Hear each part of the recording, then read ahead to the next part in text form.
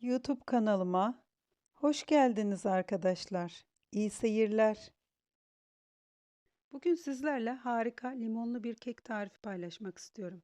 Sizleri daha fazla bekletmeden hadi tarife gelin geçelim. Malzemelerimiz ekranda gördüğünüz gibi 4 adet yumurta, 1 çay kaşığı zerdeçal, 1 su bardağı şeker, yaklaşık 3 su bardağı un, yarım su bardağı limon, yarım limon, bir limon kabuğu rendesi, yarım su bardağından biraz fazlası sıvı yağ, vanilya, bir su bardağı süt ve bir paket kabartma tozu.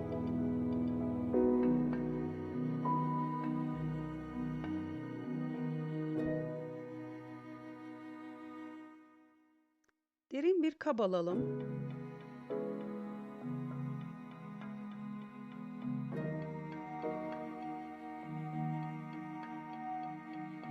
Yumurtaları ve toz şekeri bir mikser yardımıyla krema haline gelene kadar çırpın.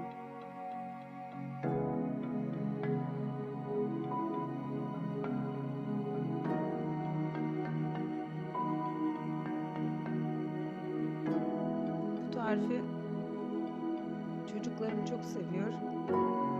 İstedikleri zaman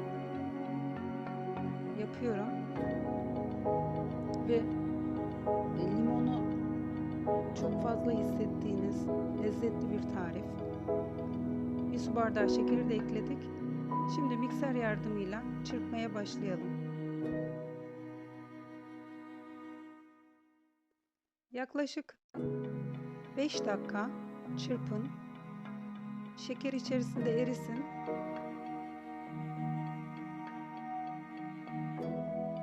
Köpük köpük olacak. Hazır olduğu zaman köpük köpük olduğunu göreceksiniz.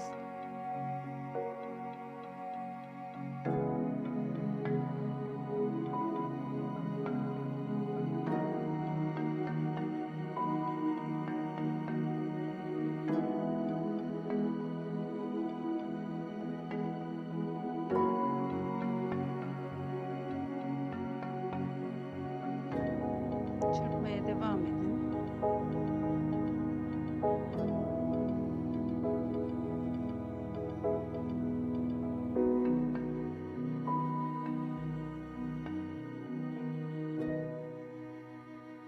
Yumurta ile şekeri karıştırma işlemi biraz sıkıcı ama çabuk zaman geçiyor yaparken.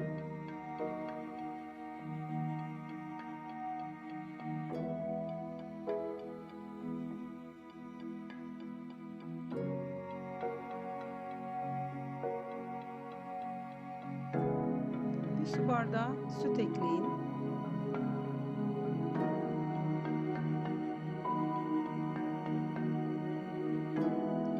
Yarım su bardağından fazla sıvı yağını ekleyin.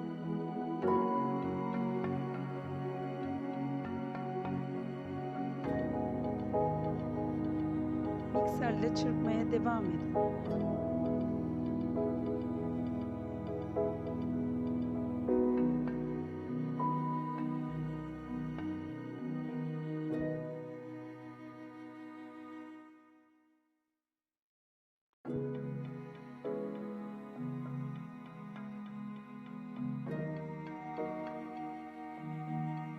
Şimdi yarım limonumuzu sıkıcı yardımıyla suyunu çıkaralım.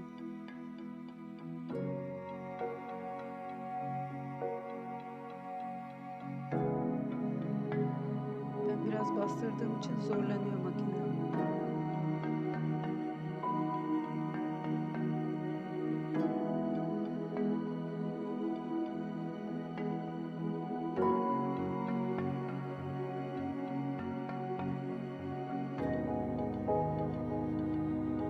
Karıştırmaya devam edin.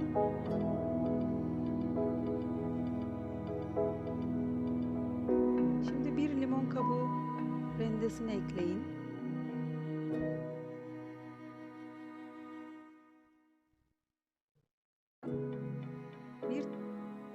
çay kaşığı zerdeçal çok güzel bir renk ve aroma verecektir. Sıvı vanilya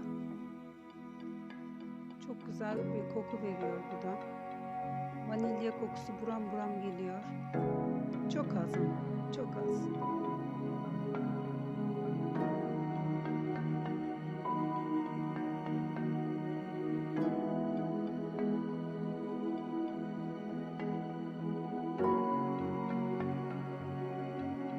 Limon suyu, yarım limonun suyunu ekleyin. Mikser yardımıyla karıştırmaya devam edin.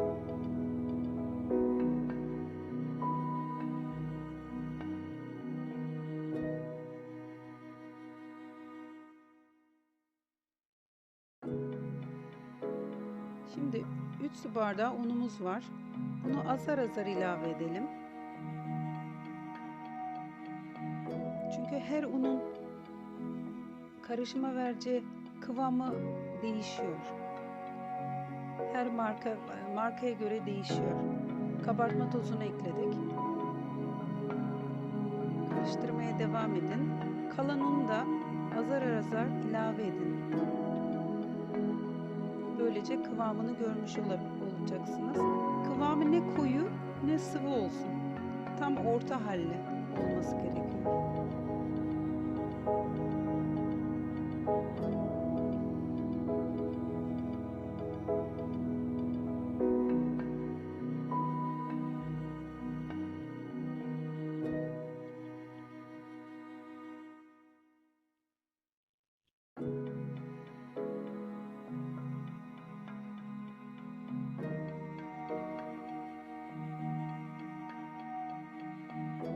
Kalan unu da ilave edin.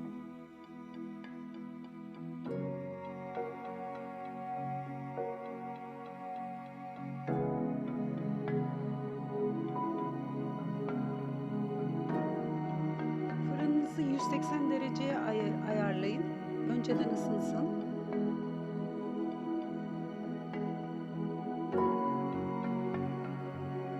Kek toplamda 35-40 dakika pişecektir. Ancak siz yine de kontrol etmeyi unutmayın. Bu pişirme süreleri fırından fırına da değişiyor.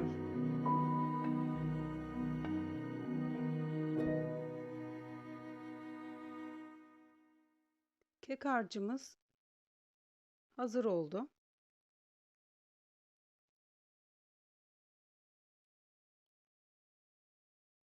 Birazcık daha çırpıyoruz. Ve bitti.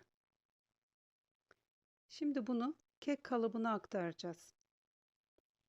Bir spatula yardımıyla kalan kek karışımını da kek kalıbına aktarın. Ve şimdi ardından fırına verin. Yaklaşık önceden de belirttiğim gibi 35-40 dakika 180 derecede pişecek.